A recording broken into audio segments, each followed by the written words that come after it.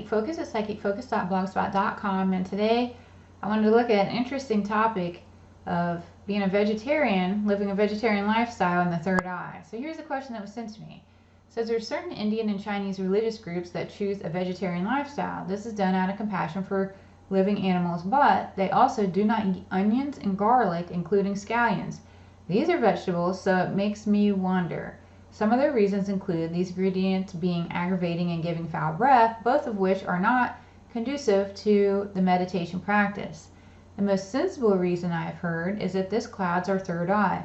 What do you see regarding onions and garlic? If one strives spiritual progress through a vegetarian diet, are these okay to be cooked and eaten? Are there alternatives for their nutritional and medicinal value for people who opt out of them? So, I thought this was interesting. I had never heard of this before, or realized that certain people just eliminated certain foods for a variety of reasons. That's like a whole group of people. So I wanted to look at this and see what came through for me. And so when I look at garlic and onions and scallions, I get they're really great at detoxifying, and they're very good antivirals. So incorporating them into the foods you eat support health and promote wellness. I could not see that they inhibit the third eye. In fact, they help to promote a more clean system, which in the end is going to increase the ability of the third eye to work and function much better. So then I asked myself, why do certain Chinese and Indian groups avoid these foods? Why are they avoiding them? And I get the real answer has to do with digestion and the GI irritation, your whole intestinal irritation.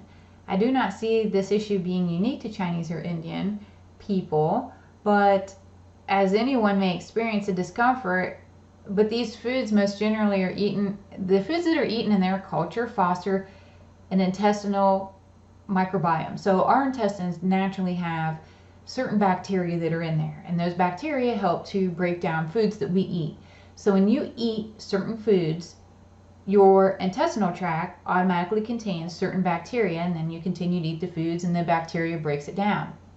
But if you eliminate certain foods from your diet, or you have, and it's more related to culture, you know, you eat the certain types of food typically around your surroundings. People get used to eating a certain diet, and when you continue to eat that diet, you have the bacteria to break down the food and, you know, eliminate it. You know, you absorb what you need and you eliminate the rest. Well, when you change your diet or you do something different from your diet, you may not have the bacteria to properly break it down, and the next thing you know, you're bloated, you're gassy, you don't feel good.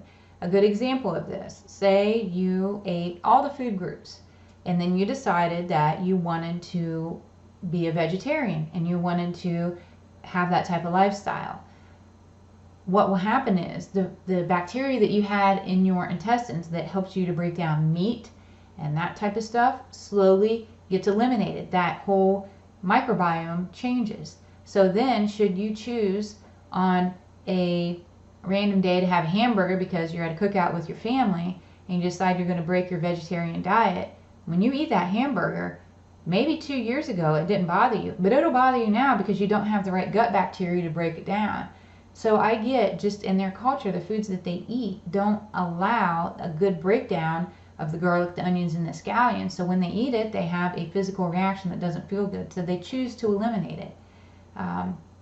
And it's not necessarily because they're Chinese or Indian, it's because of the foods that they eat. If you ate exactly what they ate, I get that you would have very similar results. This isn't 100% of the time, and some people have very, you know, maybe their gut bacteria doesn't alter too much, but as a group, I got that's what happened. So really interesting. I had never really thought of it in those terms of why, you know, what is going on there, but great question, really interesting. I appreciated the submission here. So all in all, that's really all I have. You have to leave a comment, tell me your thoughts. Maybe you've experienced it by changing your diet and you realize you can't process certain foods the same way. So I'd be interested to hear what you have to say. Again, I'm Lynn with Psychic Focus at psychicfocus.blogspot.com. Thanks. Bye.